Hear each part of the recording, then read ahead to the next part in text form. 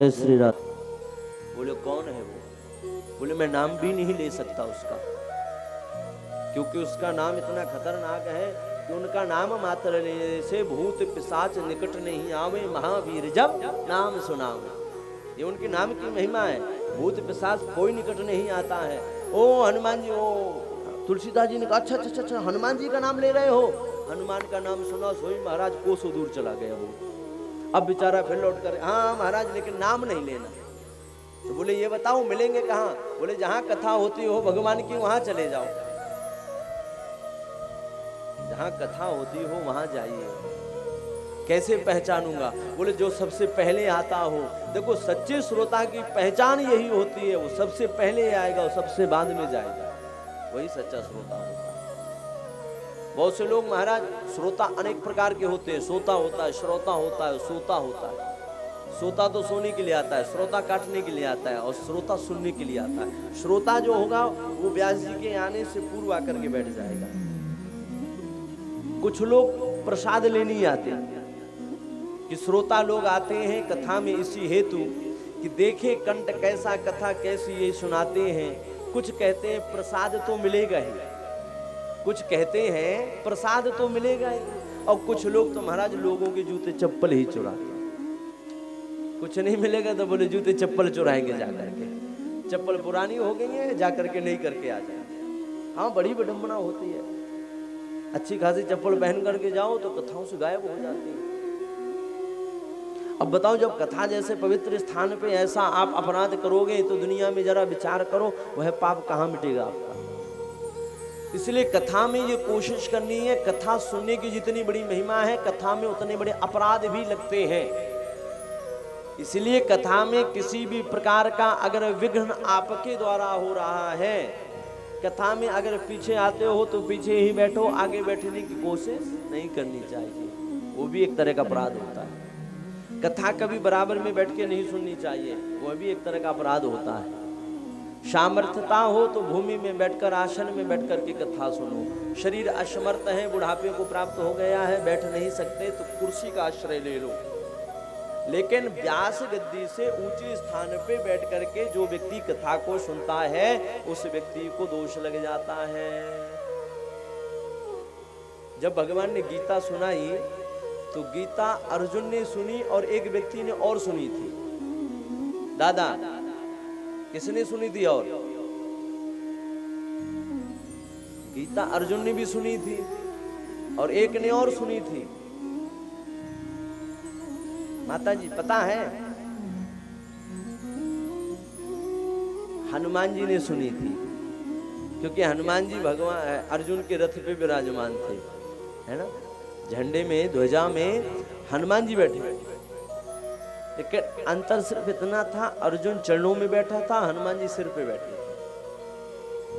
इसलिए भगवान बार बार अर्जुन का नाम लेते हैं। जहां भी नाम है, हे भरत ऋषभ, हृदय अर्जुन, हे अर्जुन, हे धनंजय, सुनो। कहीं हनुमान जी का नाम नहीं आया। जब कहीं हनुमान जी का नाम नहीं लिया तो हनुमान जी ने कहा महाराज कथा तो हमने भी सुनी है, हम भी श्रोता हैं, जरा एक बार हमारा भी नाम ले लो। भगवान ने कहा तुमने सिर पे बैठ के सुनी, अर्जुन ने चरणों में बैठ के सुनी है। इसलिए महिमा उस श्रोता की है जो चरणों में बैठ के सुनता है, महिमा उसकी नहीं जो सिर में बैठ करके सुनता है। हनुमान जी को दोष लगा है, पिशाच भास की जब रचना करी है पिशाच होने का, तब हनुमान जी की उस योनि से मुक्ति हुई है। तो कथा अगर ऊंचे स्थान में भी बैठकर सुनी जाए तो भी कथा में दोष लग जाता है। इसलिए कथा हमेशा चरणों में बैठ करके ही सुननी चाहिए। श्रोता वही है जो पहले आए और बाद में जाए। हनुमान जी पहले ही आते हैं और बाद में जाते हैं, ये हनुमान जी की विशेषता है। तुलसीदास जी विराजमान हो गए, देखा कि एक बूढ़ा व्यक्ति, बड़ा दुबला पतला व्यक्ति, हाथ में छड़ी है, सारा शरीर जो है कोढ़ के कारण जो है सारा शरीर सफेद पड़ा हुआ है, कोड़ियों जैसा स्वरूप बना करके, मैले कुचैले वस्त्र पहन करके, फटे पुराने कपड़े पहन करके श्री हनुमंत लाल जी महाराज आकर के एक कोने में आकर के बैठ गए। ये सब दृश्य तुलसीदास बाबा देखते रहे। कथा विश्राम हुई, सब गए, व्यास जी गए, तब वो जो हनुमान जी बैठे थे वो भी जाने लगे। तुरंत तुलसीदास जी ने चरण पकड़ लिए उनके। चरणों में लेट गए बाबा तुलसीदास। तो वो हनुमान जी महाराज कहते हैं, बोले भैया हमारे चरण पकड़ने से आपको कुछ नहीं मिलेगा, अगर पकड़ना था तो व्यास जी के चरण पकड़ते उससे कुछ मिलता। बोले नहीं महाराज, जो आप दे सकते हो वो कोई नहीं दे सकता। आपको क्या चाहिए? मैं तो इतना दरिद्र व्यक्ति, मैं इतना गरीब व्यक्ति, मैं आपको कुछ दे भी नहीं सकता, मेरे पास तो धन भी नहीं है। बोले आप उसका दर्शन करवा सकते हो जो जीवन का परम धन है, परम धन भगवान राम का दर्शन करवा सकते हो। इसलिए बाबा आप अपने वास्तविक रूप में आइए, मैं आपको पहचान गया हूँ। तुलसीदास जी महाराज जो है चरणों में लेट करके कहते हैं, कृपा करहु गुरुदेव की नाई, जय जय जय हनुमान गोसाई। हे हनुमंत लाल जी महाराज, गुरु की भांति कृपा करिए और मेरा मार्गदर्शन करिए, मुझे भगवत दर्शन करवाइए, मुझे परमात्मा का दर्शन करवाइए। और आज महाराज हनुमंत लाल जी महाराज ने तुलसीदास जी को कहा कि आप चित्रकूट जाएं, चित्रकूट में भगवान का दर्शन होगा। इसलिए वहीं पर राम घाट में बैठकर तुलसीदास जी चंदन घिसते हैं। आप लोगों ने दर्शन किया चित्रकूट का? है यहाँ से ज्यादा दूर नहीं है, 100 किलोमीटर। आज भी जो है भगवान वहां आते हैं, हर अमावस्या को भगवान वहां आते हैं। ये मानना है संतों का, कई संतों को भगवान ने वहां दर्शन भी दिया। आज भी भगवान हर अमावस्या को उसी राम घाट में स्नान करने के लिए परमात्मा आते हैं। भाव मगर सच्चा होना चाहिए। देखो भगवान जब रीझता है ना तो भोलेपन के भाव को देख करके रीझता है। आपके अंदर भोलापन हो, आपके अंदर प्रेम हो, आपके अंदर भक्ति हो तो भगवान रीझ जाएगा। भगवान को रिझाना कोई बड़ी बात नहीं है, पर आपके अंदर सच्चा प्रेम होना चाहिए बस। तुलसीदास जी में प्रेम था, भगवान ने दर्शन दिया। चित्रकूट के घाट पे भय संतन की भी, तुलसीदास चंदन घिसे तिलक करत रघुवीर। इस स्थिति में भगवान ने तुलसीदास जी को वहां दर्शन दिया है। इसी कलयुग की मैं आपको एक घटना बताऊं। एक व्यक्ति था जिसका नाम था भोला। सच्ची घटना सुना रहा हूं आपको। क्या नाम था? भोला नाम था।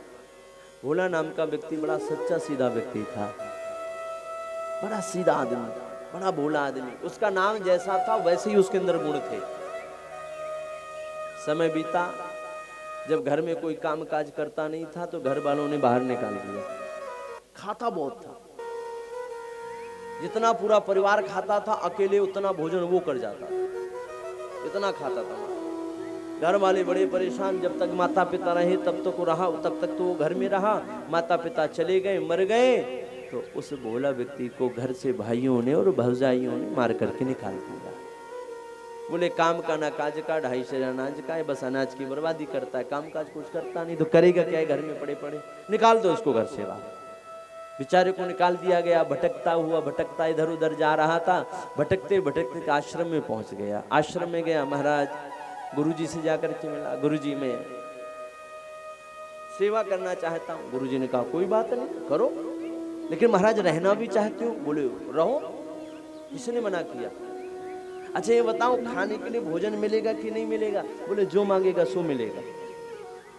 लेकिन गुरुजी 5 पंगत में बैठ सकता हूँ कि नहीं बैठ सकता हूँ? बोले 10 में बैठो, फर्क क्या पड़ता है, आश्रम का भोजन है, 5 में नहीं 10 में बैठो। उसको लगा कि ये स्थान बढ़िया है।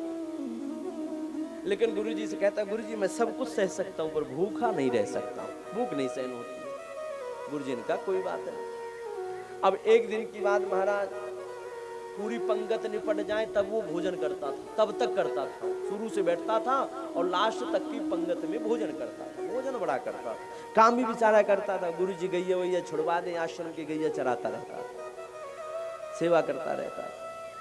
एक दिन की बात, एकादशी पड़ी। अब एकादशी में बार बार जो रसोई के पास जाए, फिर गुरुजी के पास आए, रसोई के पास जाए, फिर गुरुजी से कहा गुरुजी आज भोजन वोजन नहीं बनेगा? गुरुजी ने कहा बेटा आज एकादशी है। बोले देखो गुरुजी मैंने पहले कहा था काम खूब करवाना, पर भूखा नहीं रह सकता हूँ। गुरुजी ने कहा कोई बात नहीं है, तुम एक काम करो, आश्रम में तो कुछ बनेगा नहीं, सीधा पिसान ले लो और जाकर के जंगल में बना लेना, बाहर जाकर के बनाना। लेकिन बेटा जब बनाना तो पहले भगवान को भोग लगा देना, राम जी को पहले भोग लगाना। अब उसको ये पता चला कि राम जी को भोग लगाना है। अब भोग के उद्देश्य वो गया, उसने बेचारे ने भोजन बनाया और भोजन बनाने के बाद जब भोजन बन गया तो राम जी को आवाज लगाने लगा, राजा राम आइए, ओ सीताराम आइए, मेरे भोजन का भोग लगाइए। राजा राम आइए, प्रभु राम आइए, मेरे भोजन का भोग लगाइए। राजा राम आइए, प्रभु राम आइए, मेरे भोजन का भोग लगाइए। राजा राम आइए, प्रभु राम आइए, मेरे भोजन का भोग लगाइए। मेरे भोजन का भोग लगाइए। मेरे भोजन का भोग लगाइए। आज जैसे महाराज भगवान को पुकारा, सोई भगवान जी प्रकट हो गए। भगवान अकेले नहीं आए, साथ में माता सीता को लेकर के पधारे हैं। अब देखा, बोले मैंने तो एक के लिए भोजन बनाया था, ये तो दो दो आ गए। अब बेचारा भूखा व्यक्ति जो इतना भोजन करता था, बनाते बनाते दोपहर हो गई, पसीना पसीना हो गया। मन में विचार किया, एक को बुलाया, दो दो आ गए, कोई बात नहीं, आप ही खा लो। उनको खिला दिया, खुद बेचारा भूखा रहा। अब अगली एकादशी में गुरुजी से कहता, देखो गुरुजी, कम से कम अभी तक 5 लोगों का भोजन दिया था आपने, अब 10 लोगों का देना, क्योंकि अकेले नहीं आते, वो एक को लेकर के आते। अब उनकी अलग व्यवस्था करी, अपनी अलग व्यवस्था करी, 2 की व्यवस्था करके उनकी गया और बाकी अपनी व्यवस्था करके गया। और फिर जंगल में पहुंचा अगली एकादशी में, और अब पुकारता है। अब पहले राम जी को पुकारा, अब सीता सहित राम जी को पुकारता है, ओ सीताराम आइए, राज राम आइए, मेरे भोजन का भोग लगाइए। सीताराम आइए, राजा राम आइए, मेरे भोजन का भोग लगाइए। सीताराम आइए, राजा राम आइए, मेरे भोजन का भोग लगाइए। सीताराम आइए, राजा राम आइए, मेरे भोजन का। लेकिन अब विडंबना हो गई। राम बाम दिशि जानकी, लखन दाहिनी ओर। राम बाम दिशि जानकी, लखन दाहिनी ओर। अभी तो 2 आए थे, अब 3 आ गए। अब बोले बड़ी विडंबना, इन्होंने तो ले लिए प्राण, अब ये लगता भूखे ही मारेंगे। अब मैंने भोजन की व्यवस्था तो 2 की करी, लेकिन 3 आ गए। अब बेचारा जो है भोला व्यक्ति कुछ कह पा नहीं रहा है। बोले लो महाराज खा लो, मैं भूखा रहूंगा, आप खा लो, आप भूखे मत रहो, आप खा लो। अब महाराज, लेकिन देखो ये बता करके जाओ अगली बार कितने आओगे। भगवान ने कहा ये नहीं बताएंगे, तो उतनी की व्यवस्था गुरुजी से मांगना पड़ता है वहां जाकर के। और आप लोग आते हो, मैं भूखा रह जाता हूँ, आप सब खा जाते हो। उसको लगा 3 आएंगे, कोई बात नहीं। ये कौन है? राम जी से पूछता है, बोले ये हमारे छोटे भाई है। अच्छा अच्छा अच्छा, कोई बात नहीं। अब फिर जो है अगली एकादशी आई, गुरुजी से कहता है, गुरुजी 3 की व्यवस्था करना। 3 आते हैं, मैंने तो सोचा 1 आएगा, 2 आया, फिर अगली इस बार 3 आए। गुरुजी को लगा कि बहाना करता है, कोई बात नहीं, भूखा रह जाता होगा, दे दो बेचारे को। अब गया, अब कहता है, हो राज राम आइए, लक्ष्मण राम आइए, सीता राम आइए, मेरे भोजन का भोग लगाइए। राजा राम आइए, सीता राम आइए, लक्ष्मण राम आइए, मेरे भोजन का भोग लगाइए। सीताराम आइए, लक्ष्मण राम आइए, मेरे भोजन का भोग लगाइए। सीताराम आइए, लक्ष्मण राम आए, मेरे भोजन का भोग लगाए। अब राम जी आए, साथ में सीता माता आई, लक्ष्मण जी आए और साथ में हनुमान जी को लेकर के आ गए। अब बोले लो, अभी तक तो तीनों आते थे, अब घर का बंदर और उठा करके ले आए। और बड़ी विडंबना। अरे महाराज बताते क्यों नहीं? बेचारा भोला व्यक्ति, बोले जो है आप ही खा लो, खुद तो खा ही रहे हो, घर के बंदर को और खिला रहे हो। बोले बंदर को और पकड़ लाए, पता नहीं कहां से ले आए। बोले देखो महाराज कितने आओगे? भगवान ने कहा ये नहीं बताएंगे। अब गुरुजी के पास गया, गुरुजी बड़ी विडंबना है, चार आते हैं, चार लोगों का भोजन दे देना, हमारा अलग दे देना, कम से कम 15 से सीधा लगा देना, 10 तो हमारा हो जाए, कम से कम 4 उनका हो जाए। गुरुजी को लगा कि बहाना करता है, कोई बात नहीं, दे दो बेचारे को। गुरुजी को लगा लेकिन ये 15 लोगों का, इतने लोगों का भोजन कहाँ से करवाता होगा? बोले गुरुजी आते हैं। गुरुजी ने कहा कोई बात नहीं, आज हम भी छुप करके देखेंगे। अब गुरुजी छुप करके देखने के लिए तैयार हुए। अब इधर क्या देखते हैं, अब ये बैठ गए और बैठ करके भोजन तैयार किया। और सब भोजन तैयार करने के बाद, और आज इसने भोजन नहीं बनाया। हाँ, आज इसने भोजन ही नहीं बनाया, बस लगा आवाज लगाने में। बोले अब देखते हैं, पता तो है नहीं कितने आते हैं, आज हम खाएंगे, ये बनाएंगे। अब देखते हैं क्या करते हैं। अब लगा भगवान को पुकारने में, सीताराम आइए, हनुमत राम आइए, लक्ष्मण राम आइए, मेरे भोजन का भोग लगाइए। सीताराम आइए, लक्ष्मण राम आइए, मेरे भोजन का भोग लगाइए।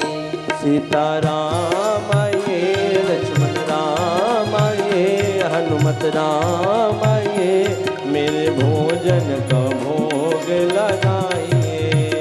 सीताराम आइए, लक्ष्मण राम आइए, मेरे भोजन का भोग लगाइए। आज भगवान को पुकारने लगा तो भगवान प्रकट हुए, पूरा परिवार लेकर भगवान आ गए। चारों भैया प्रकट हो गए, माता सीता प्रकट हो गई, हनुमान जी प्रकट हो गए। अब बोले पूरी की पूरी बारात आ गई, आज तो उन्होंने मार दिया भूखा। बोले महाराज ये कौन है? बोले ये हमारे चारों भाई हैं। अच्छा, बोले भोजन कहाँ है? बोले आज हमने बनाया ही नहीं, हमको पता था कि आप बदमाशी करोगे हमारे साथ, इसलिए आज हमने भोजन नहीं बनाया। तो अब बोले लगो बनाओ रसोई। राम और सीता जी बैठे हुए हैं, हनुमान जी आग लगा करके चूल्हे में बैठे हुए हैं, लक्ष्मण जी जा करके लकड़ी ला रहे हैं, भरत जी महाराज जो है रसोईया का काम कर रहे हैं। राम भरत लक्ष्मण, राम जी बैठे हैं और भरत जी महाराज और माता सीता विराजमान है, और भरत जी महाराज जो है लकड़ी बीन लक्ष्मण जी लकड़ी लाते हैं और भरत जी रसोई तैयार कर रहे हैं। इस दृश्य को गुरुजी महाराज देख रहे हैं। जैसे महाराज गुरुजी ने देखा, मन में विचार करने लगे कि धन्य है ये भोला भक्त, आज तक हमें भगवान ने दर्शन नहीं दिया, और धन्य है, मैं तो सोचता था ये कोई कपट करता होगा। जैसे भगवान के पूरे दरबार का दर्शन किया, गुरुजी के नेत्रों से झरझर अश्रुबिंदु बहने लगे। गुरुजी कहते हैं बेटा, भगवान तेरी भक्ति को देख कर नहीं, तेरे भोलेपन को देख करके रीझ गए। चरणों में गिर गए गुरुजी, भगवान का दर्शन किया। बोले हमें भी दर्शन करवाओ। भगवान का दर्शन गुरुजी को भी करवाया, खुद भी उसने दर्शन किया। तो भगवान रीझते हैं, लेकिन अगर आपके अंदर सच्चा भाव हो, प्रेम हो, तो परमात्मा रीझ जाता है। भगवान भोलेपन से रीझता है, प्रेम से भगवान रीझते हैं। भागवत के प्रथम स्कंद में, भागवत का जो प्रथम स्कंद है, भागवत का प्रथम स्कंद जो है अधिकार का स्कंद है। इसमें वर्णन ही अधिकार लीला का किया गया है। भगवान कैसे मिलते हैं? बोले जब आपके अंदर अधिकार आ जाता है, जब आप अधिकारी श्रोता बन जाते हो, या अधिकारी शिष्य बन जाते हो, या अधिकारी भक्त बन जाते हो, तो भगवान की कृपा आप पर तुरंत प्राप्त हो जाती है। देखो, बर्तन खूब बड़ा हो और अगर बर्तन साफ सुथरा ना हो तो उसमें आप कोई वस्तु नहीं डाल सकते हो। लोटा है, लोटा अगर गंदा है तो क्या दूध रखोगे उसमें? एक सांसारिक वस्तु को रखने के लिए जीव इतना सोचता विचारता है। जरा विचार करो, भगवान की कथा इस हृदय में जब तक ये हृदय पवित्र नहीं होगा तब तक भगवान की वो अनमोल कथा आपके हृदय में प्रवेश नहीं कर सकती है। निर्मल मन जन सो मोहि पाव, मोहि कपट छल छिद्र न भाव। भगवान कहते हैं जिस जीव का मन निर्मल है, भगवान कहते हैं वही जीव मुझे प्राप्त कर सकता है। इसलिए भागवत का प्रथम स्कंद ही अधिकार का स्कंद है। भागवत में 3 चीजों का स्पष्टीकरण हुआ है, ध्यान देकर के सुनना। भागवत का सिद्धांत क्या है, भागवत बताता क्या है? बोले भागवत 3 चीजों का ज्ञान करवाता है। पहला मैं कौन हूं, दूसरा वो कौन है, और तीसरा ये क्या है। ये अर्थात संसार, वो अर्थात परमात्मा, मैं अर्थात जीव।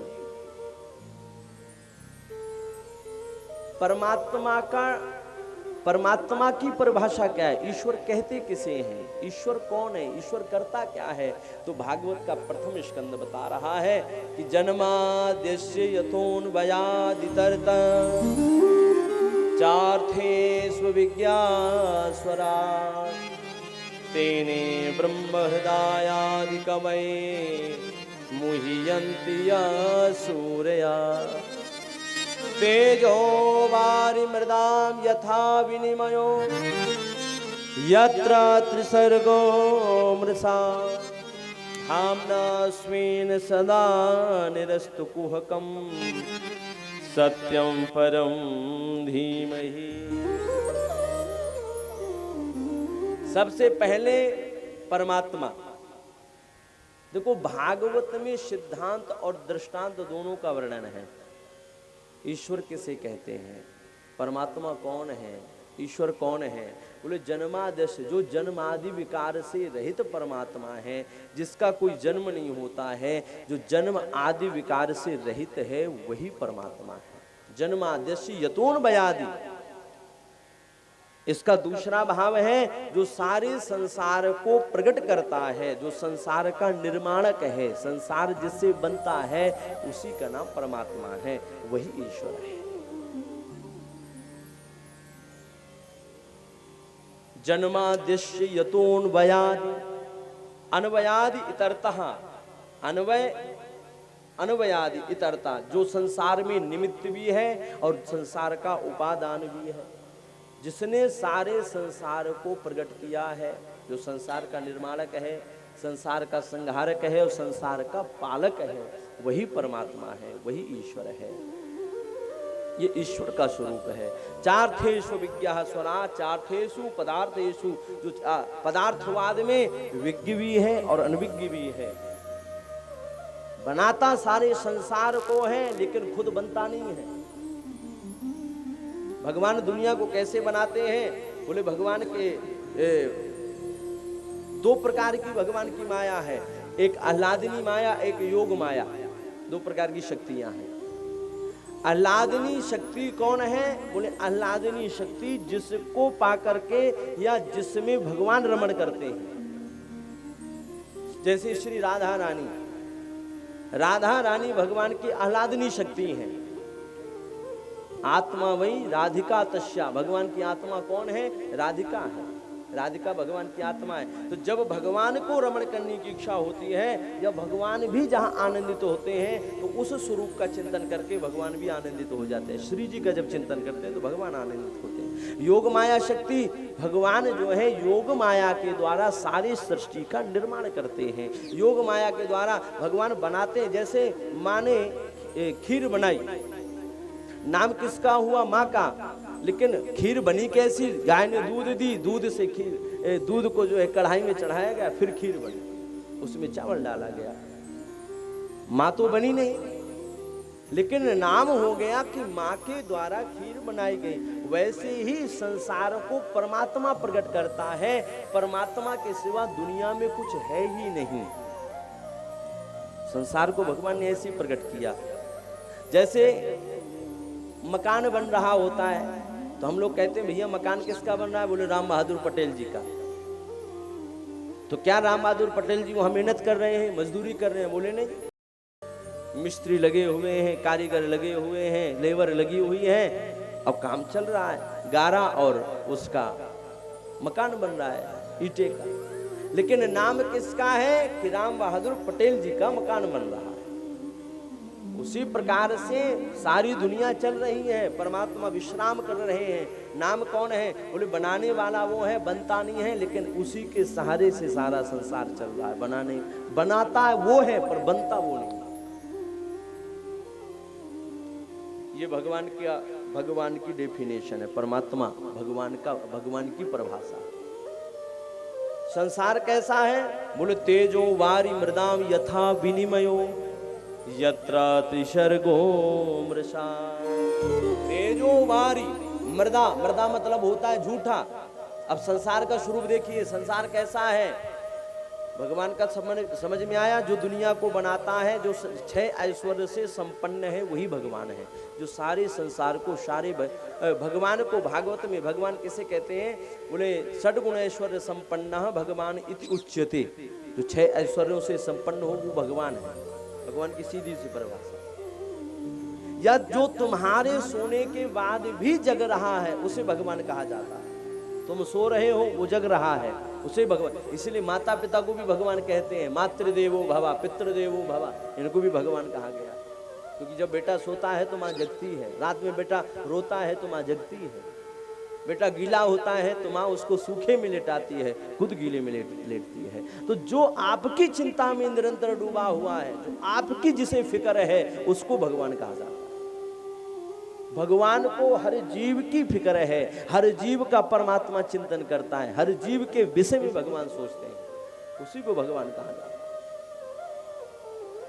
अब संसार कैसा है? बोले तेजो वारी मृदा मतलब झूठा। संसार कैसा है? बोले इसी को भागवत के 2 स्कंद में कहा गया है, ऋतेर्थम यत प्रतीयेत न प्रतीयेत चात्मनि। संसार कैसा है? बोले ऋत अर्थम न प्रतीयेत, प्रतीत हो रहा है कि है, लेकिन वास्तव में है नहीं, स्वप्नवत है। जैसे स्वप्न होता है ना, स्वप्न में एक व्यक्ति, एक राजा का एक बेटा था, मर गया। ध्यान देकर के सुनना, एक ही बेटा था और उसका वो बेटा मर गया। राजा रोने लगा, रोते रोते।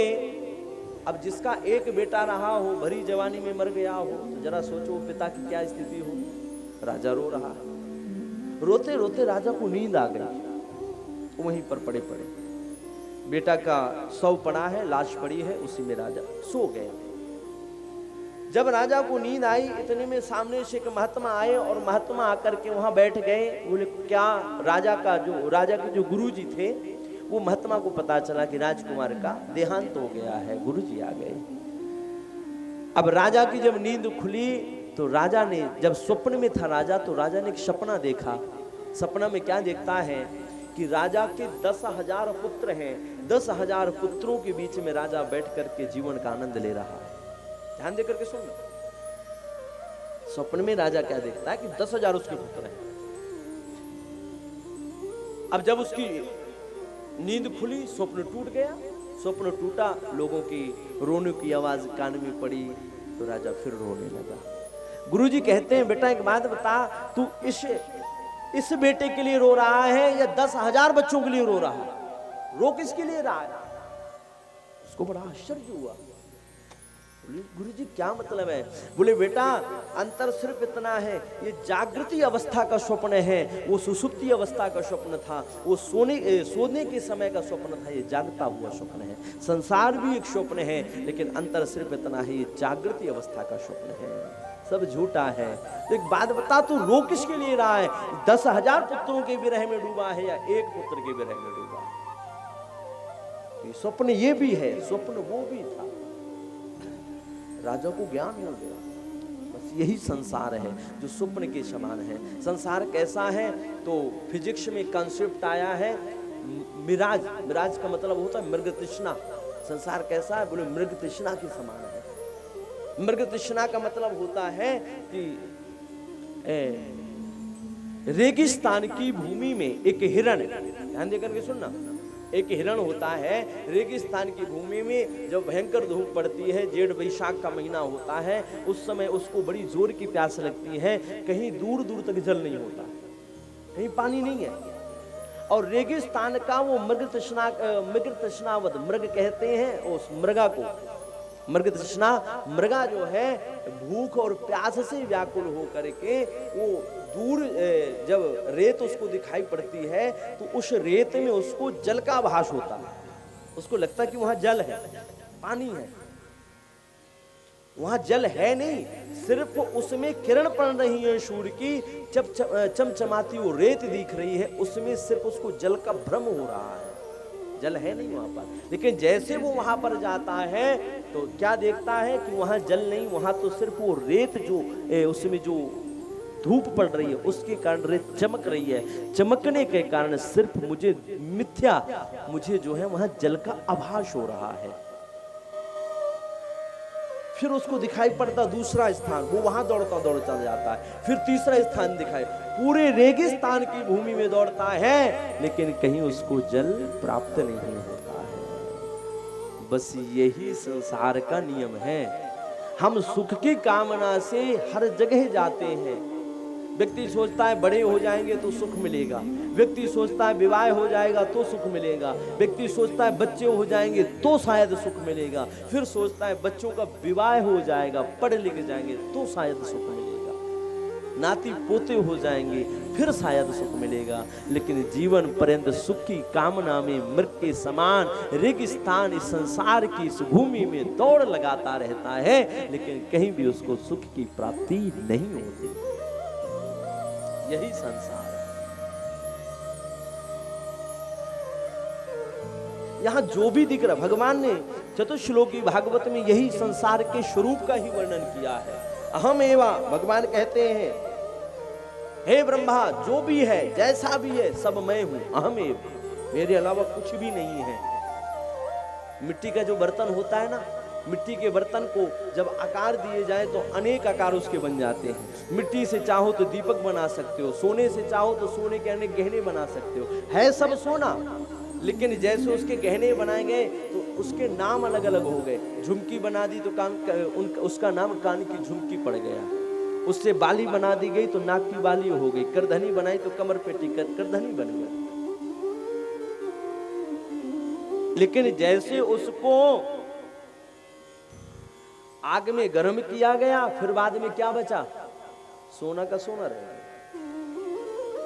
बना तो अनेक नाम हुए, अंगूठी बन गई, ब्रासलेट बन गया, सब बन गया, कंगन बन गए।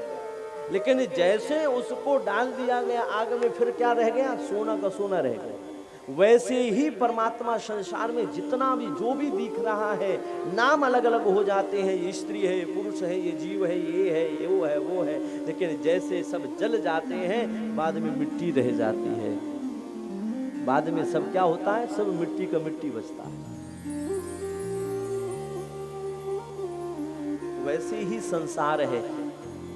बाद में अगर कोई शेष रहता है तो सिर्फ परमात्मा शेष रहता है और कुछ शेष नहीं रहता। संसार कैसा है, एक दृष्टांत मैं आपको सुनाऊं। एक व्यक्ति एक बार बाजार में गया, मेला लगा था, सीधा साधा व्यक्ति था, गांव का किसान व्यक्ति था, किसान था बेचारा, बड़ा सीधा साधा किसान व्यक्ति, भोला भाला होता ही। गांव का व्यक्ति पढ़ा लिखा था नहीं, अनपढ़ आदमी। बड़े दिनों के बाद गांव के पास मेला लगा, मेले में गया और मेले में जाकर के पिताजी ने कहा था, बेटा ये पैसे ले लो और जो तुमको अच्छा लगे ले आना। शादी हो चुकी थी उसकी। गया तो एक शीशे की दुकान पे पहुंच गया। कहां पहुंचा, शीशा की एक दुकान लगी हुई, मिरर मिल रहे थे। तो शीशा के पास गया और जाकर के वहां एक बड़ा सा शीशा रखा हुआ था, सामने जाकर के खड़ा हो गया। अब उस व्यक्ति को यह पता नहीं था कि ये शीशा है, उसमें उसको खुद की परछाई दिख पड़ी। अब उसको लगा, अब जैसे परछाई देखी तो बोला व्यक्ति, भैया राम राम। तो अब जब उसने हाथ जोड़े तो वहां से भी हाथ जोड़े, अरे भैया राम राम। उसने भी कहा राम राम तो वहां से भी राम राम। इसने कहा भैया भाई साहब तो बड़े अच्छे। तो उसको लगा इसके अंदर कोई आदमी बैठा, भाई साहब तो बड़े अच्छे। अब काफी देर तक उसको देखता रहा, बातें करता रहा। अब उसको ये समझ में नहीं आया कि मैं ही हूँ। अब दुकान वाले से कहता है, बोले भैया, बोले हाँ, बोले ये बताओ ये भाई साहब कितने के हैं, ये भाई साहब कितने के हैं।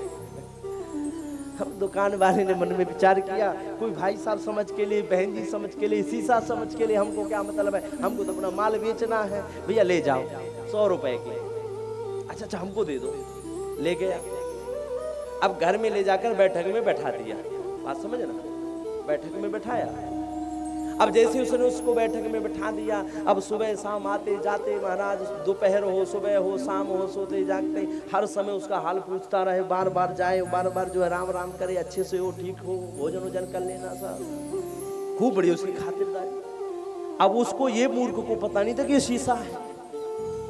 अब पत्नी को जब 2-4-10 दिन हुए तो पत्नी को शंका हुई, तो बोले ये बार बार इस कमरे में क्यों जाता है, आखिर इसने इसमें कर क्या रखा है। अब पत्नी जब वो गांव घूमने के लिए चला गया तो पत्नी पीछे से गई उसके घर, उसी कमरे में। अब जैसे पत्नी ने देखा तो उसमें उसको अपनी परछाई दिख पड़ी। भाई औरत देखेगी तो औरत ही तो उसमें दिखेगी। अब वो लगी रोने में, हाय मैं तो बर्बाद हो गई, मैं तो लुट गई, इस करमुहे ने मेरा तो काम कर दिया, अरे राम राम राम राम, दूसरी ब्याह करके ले आए। अब सासू माँ को जब कान में आवाज गई, अरे क्या हुआ, क्यों रो रही है बाबरी कहीं की, अरे देखो तुम्हारे बेटे की करतूत, मैं काफी नहीं थी, मुझसे मन नहीं भरता, जो दूसरी उठा करके ले आया। अब वो तो मारा, अब बोले रुक तो सही, मैं भी तो जाकर के देखूं। अब उस बुढ़िया ने देखा तो उसमें बुढ़िया दिखाई पड़ी।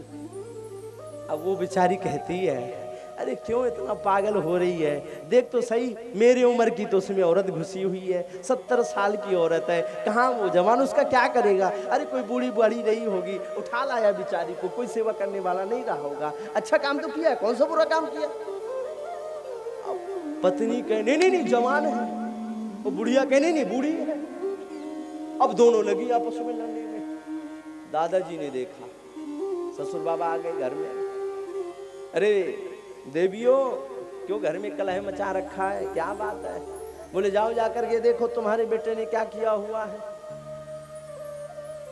अब सासू माँ कहती है बुढ़िया है, किसी बुढ़िया को ले आया, कोई बात नहीं, खिलाने पिलाने दो, सेवा ही तो कर रहा है। अब बेटा बहू कहने नहीं जवान लेकर के आया है, मेरे रहते ये घर में नहीं रह सकती।